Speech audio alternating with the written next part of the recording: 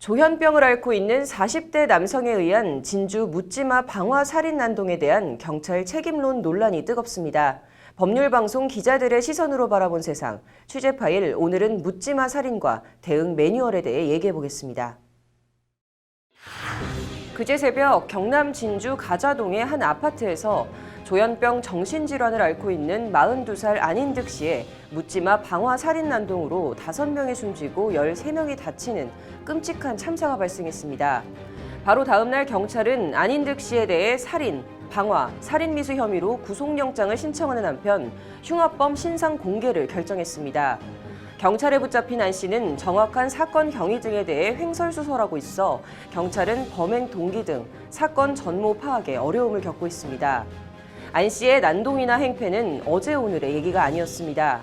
이웃집에 오물을 투척하는 등 이미 1년 전부터 수차례 이유 없이 난동을 부리고 주민들을 상대로 위협 행위를 해왔다고 합니다. 경찰에 접수된 안 씨의 위협이나 난동 신고만 8차례, 심지어 바로 위층에 살던 18살 최 모양은 범인으로부터 상습적으로 위협을 받아 가족들이 집 앞에 CCTV까지 설치했지만 이번에 결국 흉기에 찔려 숨지는 안타까운 일이 벌어지고 말았습니다. 관련해서 청와대 게시판엔 진주 조현병자 묻지마 방화 살인 관련 상반되는 청원이 하루 사이 2건이 올라와 있습니다. 하나는 진주 방화 살인 사건 초기 부실 대처로 예견된 사건을 막지 못한 경찰들 및 관련자들에 대한 엄중한 수사를 촉구하는 청원입니다. 다른 하나는 진주 사건과 관련해 출동 경찰관들에 대한 문책을 중단할 것을 청원하는 내용입니다. 같은 사건에 대한 반대의 청원. 이번 진주 방화 살인 난동 사건이 무자르듯 딱 잘잘못이나 시비가 가려지기 어려운 사건임을 보여주는 상징적인 장면이 아닌가 합니다. 예견된 사건을 막지 못했다. 정신질환자에 의한 방화와 살인 난동이라는 결과만 놓고 보면 맞는 말처럼 보입니다.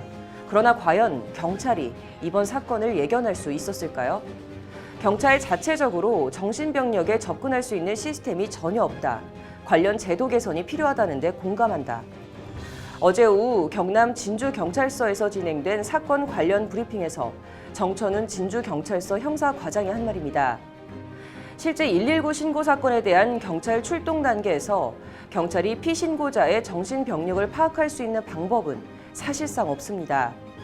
국가 차원에서 정신질환자 정보가 제대로 관리되고 있지 않는 데다 있는 정보마저 경찰이 이를 쉽게 열람할 수도 없다는 것이 일선 경찰관들의 하소연입니다.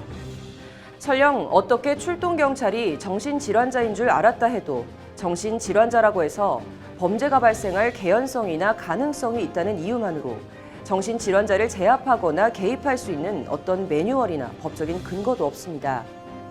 현재 경찰의 사건 발생 처리 시스템으로는 정신병력 사항을 알 수 없고 모든 피의자에 대해 정신병력이 있는지 체크해야 하는 의무 규정이나 매뉴얼도 없다. 이것이 이번 참극을 불러온 배경이라는 게 법무법인 현재 김덕 변호사의 진단입니다. 왜 정신병자인지 몰랐냐, 왜 정신병자를 방치했냐는 식으로 추궁하고 문책하는 것은 결과론적인 이야기일 뿐입니다. 이번 사건은 사람이 아닌 법과 제도의 미비를 근본 원인과 문제로 봐야 합니다. 따라서 할 일은 명확합니다. 중앙정부와 지자체, 의료기관, 경찰이 묻지마 범행 우려가 있는 정신질환자에 대한 정보를 공유할 수 있는 시스템을 구축하고 사고를 미연에 방지할 수 있는 대응 매뉴얼과 근거들을 정비하고 만드는 겁니다. 소 잃고 외양간 고치기라는 말도 있지만 소를 잃었다고 외양간을 안 고칠 순 없습니다. 다시 잃지 않기 위해선 더더욱 고쳐야 합니다. 정신질환자에 의한 묻지마 범죄 피해를 막기 위한 국가 차원의 시스템과 매뉴얼 구축이 시급해 보입니다. 법률방송 취재 파일이었습니다.